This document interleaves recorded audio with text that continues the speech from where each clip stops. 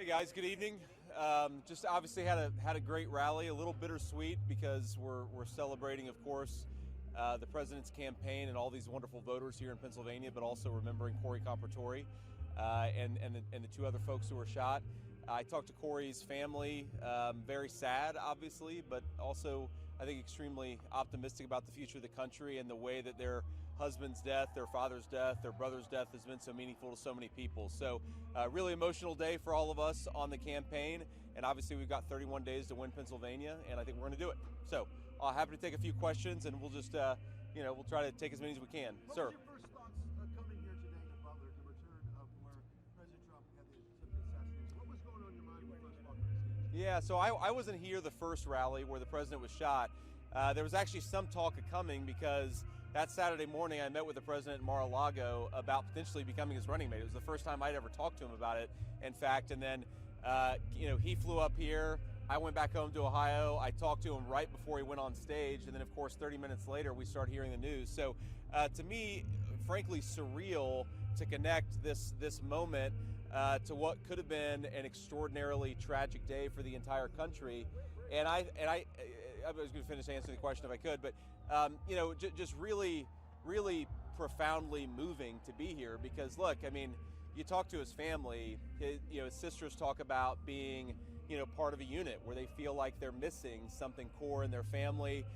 You talk to his daughters, they're incredibly sad. Obviously, it was just 8 weeks ago. So I think it's just a very, very emotional moment for me to see it, to connect it to the real people who have been affected by it. But then, of course, to have, how many tens of thousands of people here driving home this message that we've got to win Pennsylvania. And I think we're going to do exactly that. So where were you that day? How did you find out about the president being shot? Well, I was with the president at Mar-a-Lago that Saturday morning. I flew back home to Ohio. I was actually taking my kids mini golfing, and that's where we were. I actually had a mini golf stick in my hand, a putter, and somebody texted me and said, the president's been shot. I sort of started hearing from a lot of friends.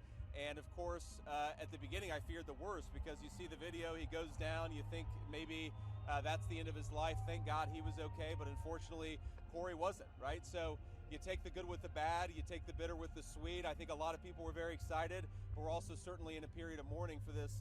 I mean, look, this is a member of the president's movement. This is a guy who wanted to come to this event, who was very excited to be here, who actually told his family that he thought he might get caught on stage. And you realize that, when that assassin's bullet rang out, it really did attack the most fundamental right of Americans, which is the right to vote and the right to participate in their political process. Corey was taken from us permanently, and I think one of the ways that we're trying to remember him is just to run this campaign, run it well, and take our message out to the voters of Pennsylvania and everywhere else. What did you guys talk about? Sir, Governor Kemp, Governor McMaster, Governor Lee in Tennessee, and Governor Andrew, who we were with the other day, they Yeah. praised the federal response to Hurricane Helene. They said it's been swift and they've been providing a lot Yeah. of resources. Here on stage, you said that it's been a man-made disaster, that the Biden administration has Yeah. handled it well. What evidence do you have to say that these governors might not?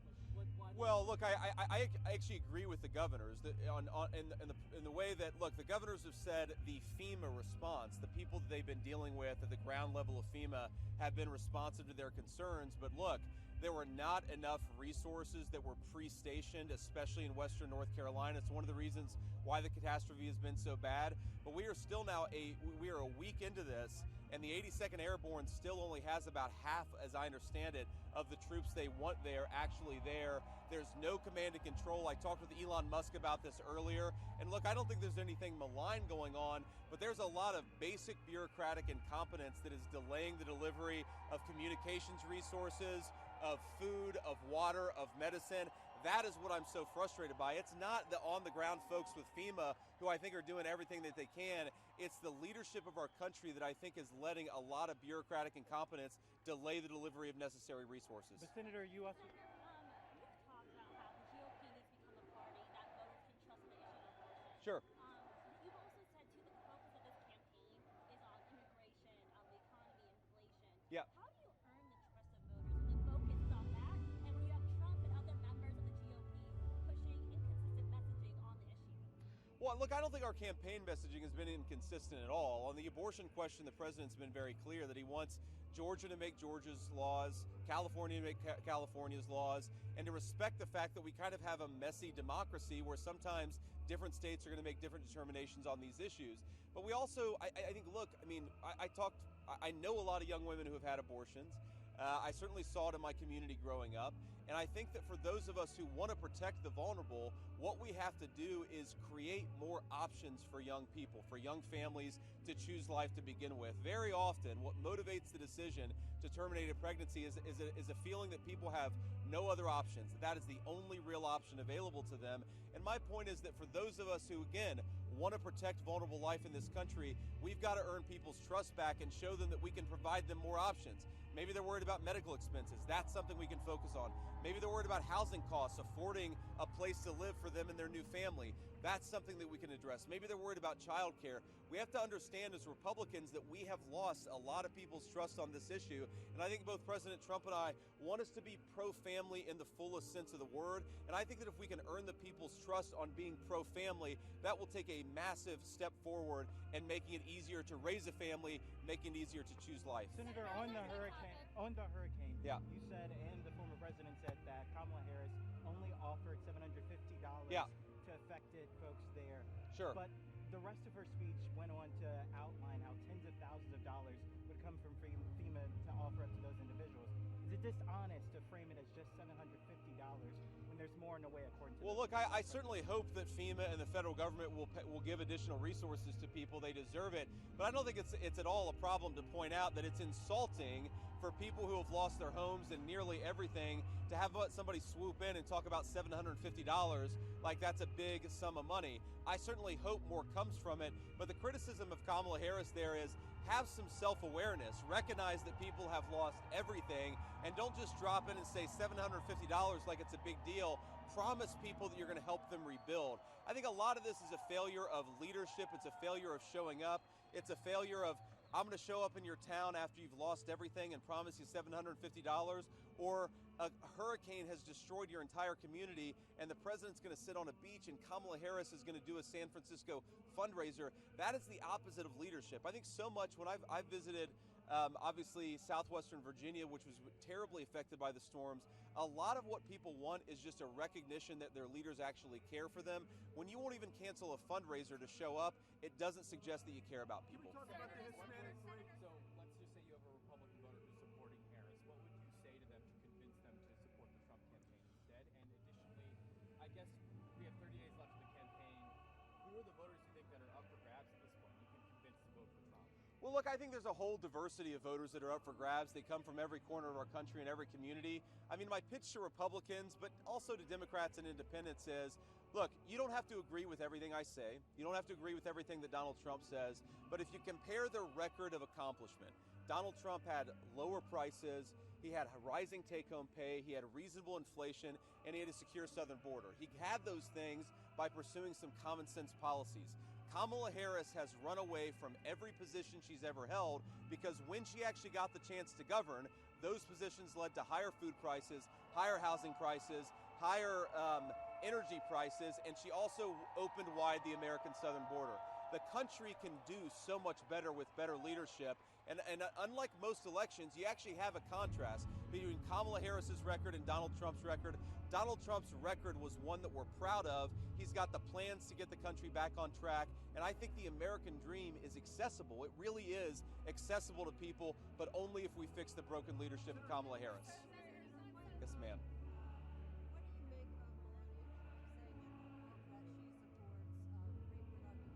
Yeah. Well, look, I adore the First Lady. I think she did a great job. I think she's a very impressive person and is a great wife to the once and future President of the United States. She's got her opinions, right? And I think it's totally reasonable for her to express those opinions. They're not the same opinions that I might have. They're not the same opinions as every Republican might have. But Melania Trump has the right to express her viewpoint. The way that I take it is as a very smart, accomplished person expressing her views on the issue of the day, and she's entitled to do that. Can we talk about the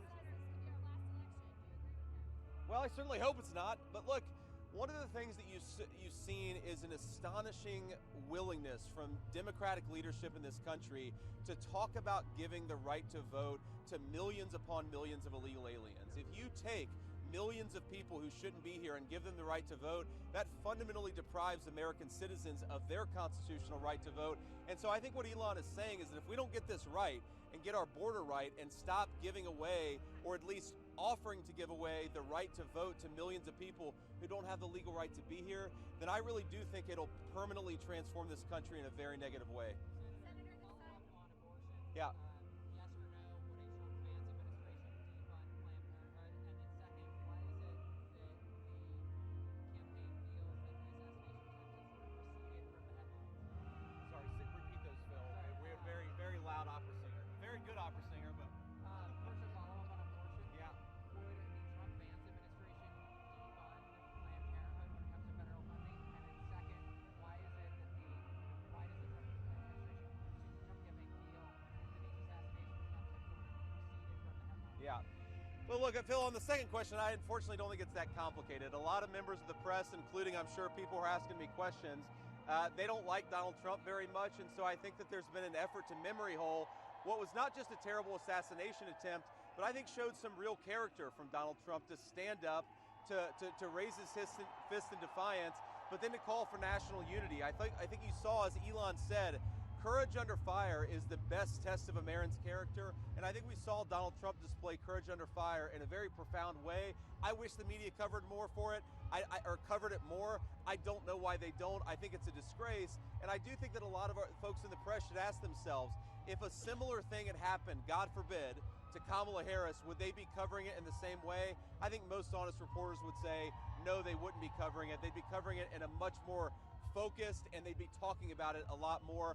On the question of defunding Planned Parenthood, look, I mean, our view is we don't think that taxpayers should fund late-term abortions. That has been a consistent view of the Trump campaign the first time around. It will remain a consistent view.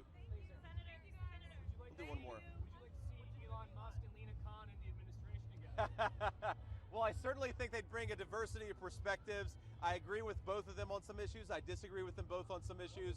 But one thing that Elon and I, and Donald Trump and I think, Bobby Kennedy, Tulsi Gabbard, Nikki Haley, Brian Kemp, what unites the Republican ticket is a sense that we just got to give it back to common sense, and it's okay to disagree with each other.